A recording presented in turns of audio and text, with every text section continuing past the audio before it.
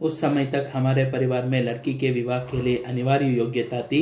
उम्र में 16 वर्ष और शिक्षा में मैट्रिक। सन 44 में सुशीला ने यह योग्यता प्राप्त की और शादी करके कोलकाता चली गई। दोनों बड़े भाई भी आगे पढ़ाई के लिए बाहर चले गए। इन लोगों की छत्र छाया के हटते ही पहली बार मुझे नए सिरे से अपने वजूद का एहसास हुआ। पिताजी का ध्यान भी पहली बार मुझ पर केंद्रित हुआ। लड़कियों का जिस उम्र से में स्कूली शिक्षा के साथ साथ सुगढ़ गृहिणी और कुशल पाकशास्त्री बनने के नुस्खे जुटाए जाते थे, पिताजी का आग्रह रहता था कि मैं रसोई से दूर ही रहूं। रसोई को वे भटियार खाना कहते थे और उसके हिसाब में वह रहता अपनी क्षमता और प्रतिभा को भट्टी में झोंकना था। घर में आए दिन विभिन्न राजनीतिक पार्टियों के जमावड़े होते थे और जमकर बहसें होती थी। देखो यहाँ पर क्या कर रहे, लास्ट पार्ट तक मनु भंडारी अपने बारे में परिचय दिए थे, अब आगे उसको कंटिन्यू कर रहे। देखो क्या कह रहे हो।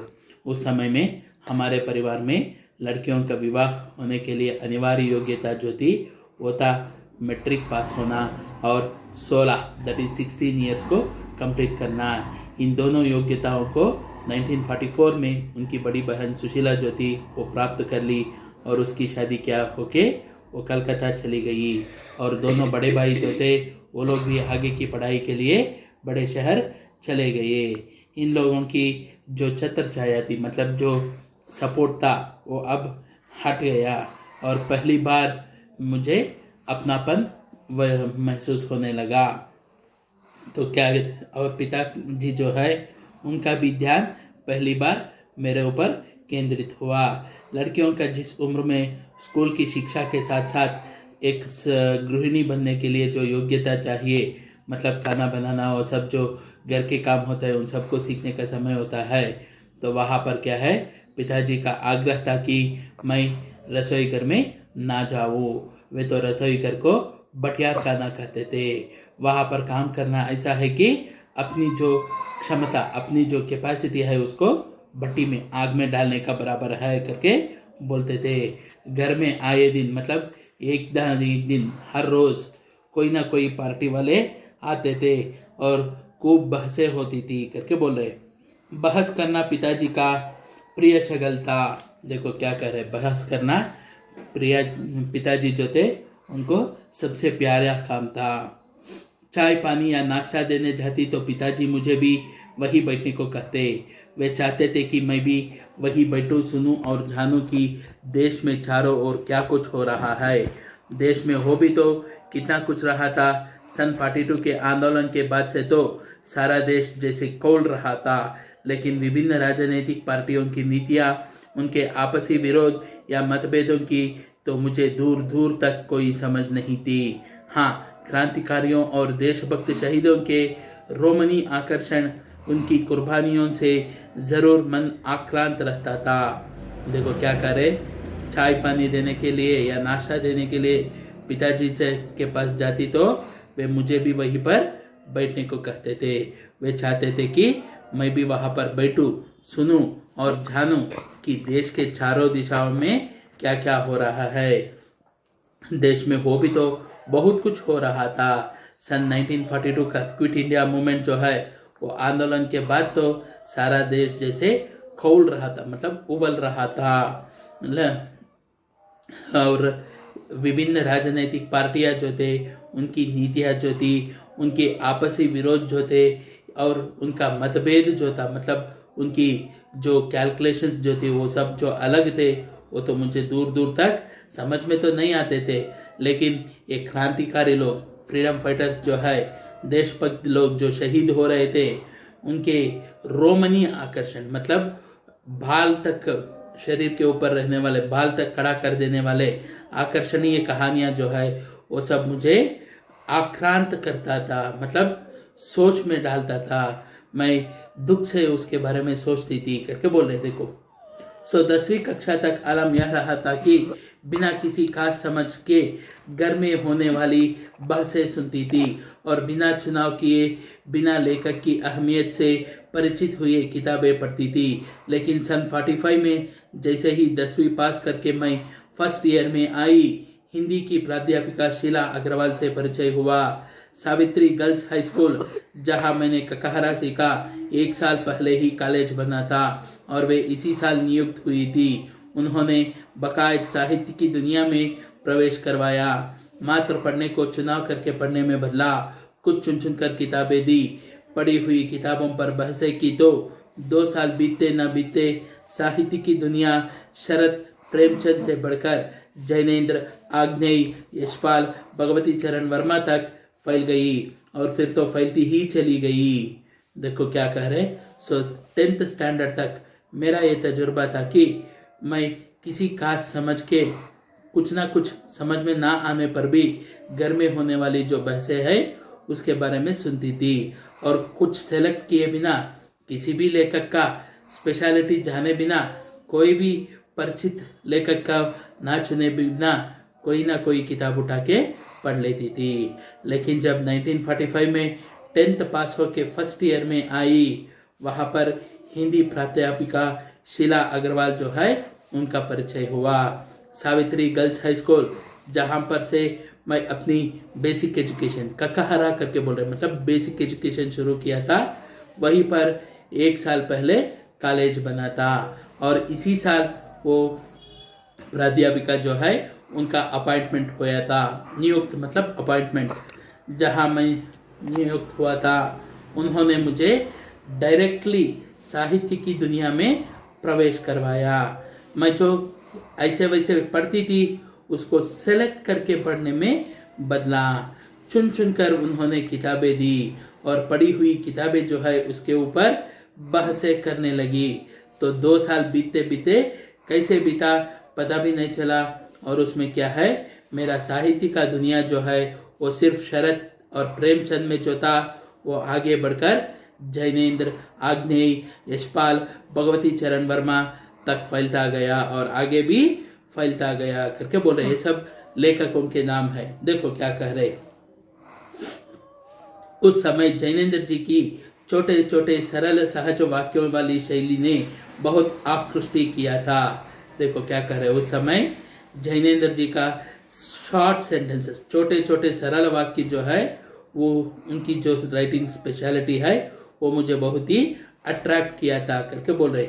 Sunita, it is name of a उपन्यास। देखो क्या कह रहे, बहुत अच्छा लगा था। आग्नेय जी का उपन्यास शेखर एक जीवनी पढ़ा जरूर, पर उस समय वह मेरी समझ के सीमित दायरे में समा नहीं पाया था। कुछ सालों बाद नदी के द्वीप पढ़ा तो उसने मन को इस कदर बांधा कि उसी झोंके में शेखर को फिर से पड़ गई, इस बार कुछ समझ के साथ। यह शायद मूल्यों के मंथन का युग था।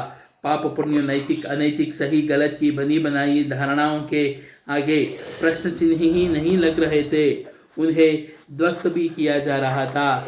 इसी संदर्भ में जैनेन्द्र का त्यागपत्र, भगवती बाबू का चित्रलेखा पढ़ा और शीला अग्रवाल के साथ लंबी लंबी बहसें करते हुए उस उम्र में जितना समझ सकती थी समझा। देखो क्या कह रहे। आग्नेय जी का एक नॉवेल जिसका नाम है शेखर एक कहानी, उसको तो पढ़ा जरूर, लेकिन उस समय में मेरी सीमित दायरा जो था समझने का, उस दायरे में वो समा नहीं पाया। कुछ सालों के बाद जब मैंने नदी के द्वीप नामक उपन्यास पढ़ा तो वो मन को इस तरह से बांध के रखा कि मैं उसी झोंके में जाके फिर एक बार शेखर को पढ़ी। इस बार बहुत कुछ समझ पाई। यह शायद मूल्यों का मंथन का युग था। मूल्यों का मंथन मतलब पहले से जो चली आई हुई रिचुअल्स थे उन सबको बदल के लिखने का वक्त आया था। पाप पुण्य का, नैतिक अनैतिकता का, सही गलत का जो बनी बनाई धारणाएं पहले थी उन सभी के ऊपर एक क्वेश्चन मार्क डालना, प्रश्न चिन्ह डालना ही नहीं, उसको खत्म करके आगे बढ़ने का समय आया था। इसी संदर्भ में जैनेन्द्र जी जो है उनका त्यागपत्र और भगवती बाबू जी जो है उनका चित्रलेखा, सब उपन्यास जो है इनको पढ़ा और शीला अग्रवाल के साथ लंबी लंबी बहसें करते हुए उस उम्र में मैं जितना जान सकती थी उतना समझी करके बोले। शीला अग्रवाल ने साहित्य का दायरा ही नहीं बढ़ाया था, बल्कि घर की 4 दीवारों के बीच बैठकर देश की स्थितियों को जानने समझने की जो सिलसिला पिताजी ने शुरू किया था, उन्होंने वहां से खींचकर उसे भी स्थितियों की सक्रिय भागीदारी में बदल दिया था। सन 46-47 के दिन वे स्थितियां उसमें वैसे भी घर में बैठे रहना संभव था भला। प्रभात फेरिया, हड़तालें, जुलूस, भाषण हर शहर का चरित्र था और पूरे दमखम और जोश खरोश के साथ इन सब से जुड़ना हर युवा का उन्माद। मैं भी युवा थी और शीला अग्रवाल की जोशीली बातों ने रगों में बहते खून को लावे में बदल दिया था। स्थिति यह हुई कि एक भवंडर शहर में मचा हुआ था और एक घर में। देखो क्या कह रहे, शीला अग्रवाल ने मेरा साहित्य का दायरा जो था उसे ही बढ़ाया था और भले उसके साथ साथ घर के 4 दीवारों के अंदर बैठकर जो स्थितियों के बारे में जान समझना था, जो पिताजी के बीच बैठकर देश में हो रही सिलसिलों के बारे में जानकारी मिल रही थी, उसको भी उन्होंने खींच कर लाकर क्या खड़ा कर दिया, स्थितियों के साथ सक्रिय भागीदारी में बदल दिया। मतलब she encouraged her to participate in the freedom struggle. सन 46-47 के दिन थे। देखो क्या कह रहे, 1946-47 का समय, वहां पर स्थितियां ऐसे थी कि कोई भी घर में वैसे ही बैठना संभव नहीं था। प्रभात फेरिया, ये प्रभात फेरी मतलब अर्ली मॉर्निंग क्या होता था पहले, आजादी के पूर्व में नेता लोग गांव के हर घर में जाके घर घर से एक आदमी को ले आते थे, चलो हड़ताल में भाग लेंगे, चलो स्वतंत्रता संग्राम में भाग लेंगे करके। तो इस कार्य को प्रभात फेरिया करते थे। तो ये प्रभात फेरिया होते थे, हड़तालें होते थे, जुलूस निकलते थे, भाषण बनता था। ये हर शहर का एक कैरेक्टर सा हो गया था और इसमें पूरे होशो आवाज के साथ कूद पड़ रहे थे। कौन कूद पड़ रहे थे? युवा लोग। और मैं भी उस समय युवा थी और शीला अग्रवाल की जो जोशीले बातें थे उसे सुनकर शरीर में बहता हुआ खून जो है वो लावे के रूप में बदल गया था, मतलब गर्म हो चुका था करके बोल रहे। इसके कारण स्थिति यह हुई कि एक बवंडर मतलब एक हड़ताल का जो माहौल है वो शहर में मचा हुआ तो एक घर के अंदर भी था। पिताजी की आजादी की सीमा यही तक थी कि उनकी उपस्थिति में घर में आए लोगों के बीच उठू बैठू जानू समझू, हाथ उठा उठा कर नारे लगाती, हड़तालें करवाती, लड़कों के साथ शहर की सड़कें नापती। लड़की को अपनी सारी आधुनिकता के बावजूद बर्दाश्त करना उनके लिए मुश्किल हो रहा था। तो किसी की दी हुई आजादी के दायरे में चलना मेरे लिए, जब रगों में लहू की जगह लावा बहता हो तो सारे निषेध, सारी वर्जनाएं और सारा भय कैसे ध्वस्त हो जाता है, यह तभी जाना। और अपने क्रोध से सबको तरतरा देने वाले पिताजी से टक्कर लेने का जो सिलसिला तब शुरू हुआ था, राजेंद्र से शादी की, तब तक वह चलता ही रहा।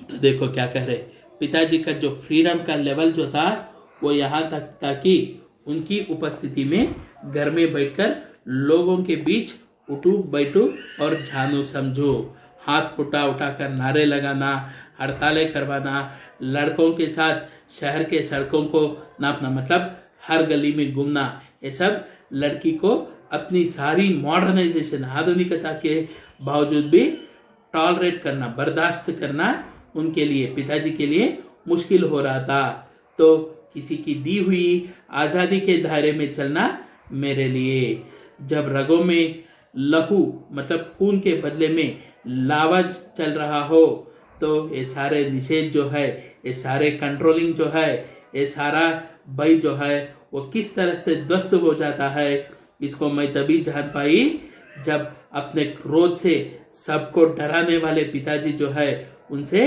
टक्कर लेने लगी। और ये सिलसिला जो है ये तब तक चलता रहा जब तक राजेंद्र के साथ मेरी शादी हो गई।